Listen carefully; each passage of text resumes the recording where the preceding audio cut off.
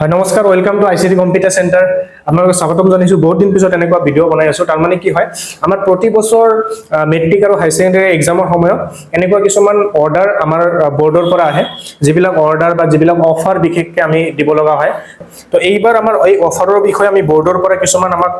এটা ডকুমেন্ট এটা পঠাইছে এনেকুৱা ধৰণৰ এটা ডায়েৰী এটা পঠাইছে তাৰ লগতে এনেকুৱা এটা মানে টাৰ্মছ এণ্ড কণ্ডিশ্যন মানে লিখি পেলাই ইয়াতে এটা মানে আমাৰ অফাৰৰ বিষয়ে লিখিছে যে মেট্ৰিক আৰু হাই সেকেন্ডাৰী পৰীক্ষা উপলক্ষে যেহেতু অসমত মেট্ৰিক আৰু হাই সেকেন্ডাৰী পৰীক্ষা চলি আছে তো এই পৰীক্ষাৰ কাৰণে আমাৰ বিশেষকৈ ষ্টুডেন্ট সকলৰ কাৰণে আমাৰ যেটো কোৰ্স এক বছৰৰ কোৰ্স যেটো নৰমাল প্ৰাইস হল 13,000 টকা সম্পূৰ্ণ কোৰ্স এক বছৰৰ হেতু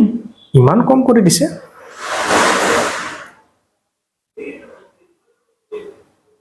আচ্ছা বহুত কম কৰি দিছে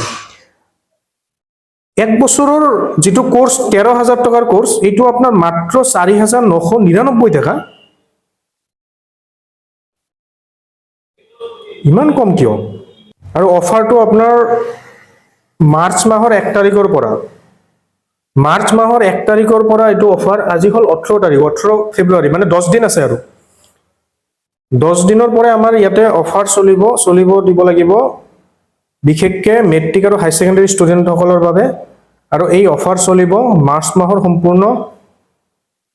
মাহটো মাৰ্চ মাহৰ সম্পূৰ্ণ মাহ আমি অফাৰ দিব লাগিব 4,999 টকা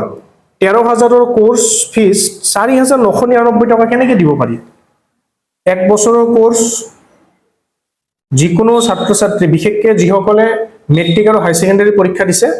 তো সেই মেট্ৰিক আৰু হাই সেকেন্ডাৰী পৰীক্ষা দিয়া সকলৰ কাৰণে এক বছৰৰ কোৰ্স যেটো নৰমালি 13,000 টাকা এইটো হল আপনাৰ 4,999 টাকা আৰু এই অফাৰ আৰম্ভ হ'ব মাৰ্চ মাহৰ 1 তাৰিখৰ পৰা মাৰ্চ মাহৰ 1 তাৰিখৰ পৰা আৰম্ভ হ'ব আৰু কোৰ্স শেষ হোৱাৰ পিছত হিয়তৰ কাৰণে আছে এটা সাৰপ্ৰাইজ গিফট বা ইমান অফাৰ আমি যেতিয়া কম্পিউটাৰ শিকিছিলো আমাক কিন্তু ইমান অফাৰ দিয়া নাছিল